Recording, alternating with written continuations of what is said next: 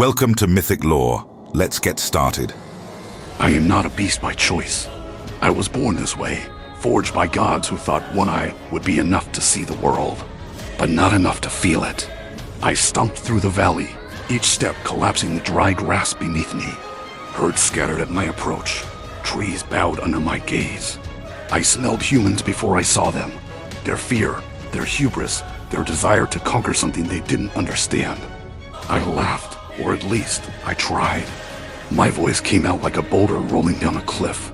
Not elegant, not melodic, terrifying, perfect for my kind of morning. Some called me a monster. Some whispered tales in villages far from my mountains. They told stories of my appetite, of my strength, of the single terrible eye that could paralyze the bravest men. They told stories. They exaggerated. Humans always do. I was the child of Poseidon's wind and a lonely mountain. My mother, the mountain's echo, hummed lullabies of stone and wind. I was strong, gigantic, terrible, but I was also lonely. Do you know what it's like to be born with a single eye, to see a world in slices, fragments, pieces that never fit together? Every sunset was too wide, every smile too shallow, every friend too small to hold me.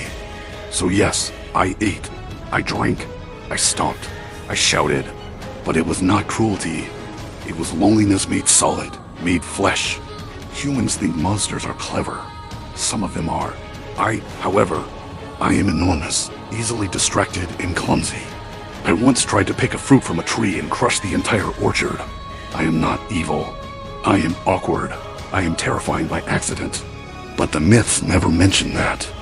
They never tell how often I tripped on my own feet, or cried over a lost lamb, or cursed myself for laughing too loudly in the empty valleys.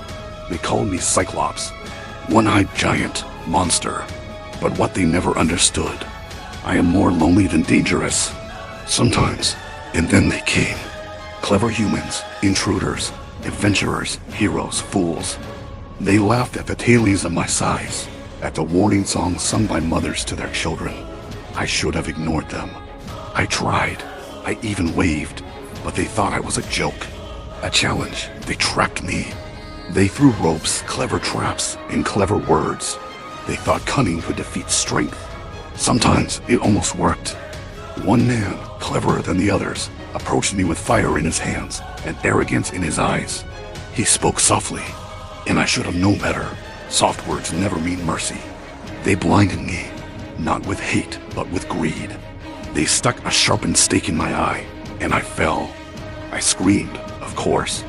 Not at them, not at the pain, at the betrayal, at the loneliness, at the one eye that had finally seen too much. I fell into the shadows of the caves I once called home.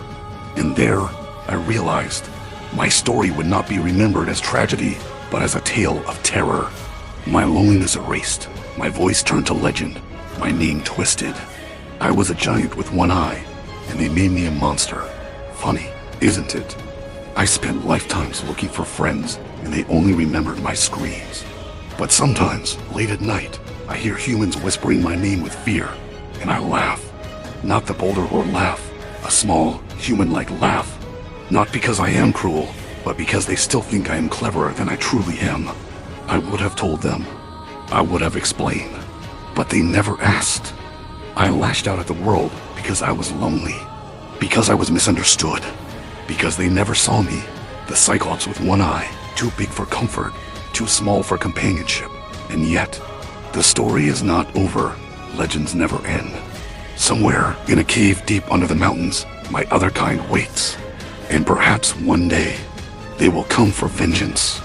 If you've walked this far into the shadows of legend, leave your mark. Like, subscribe, and tell me in the comments, which myth should we awaken next?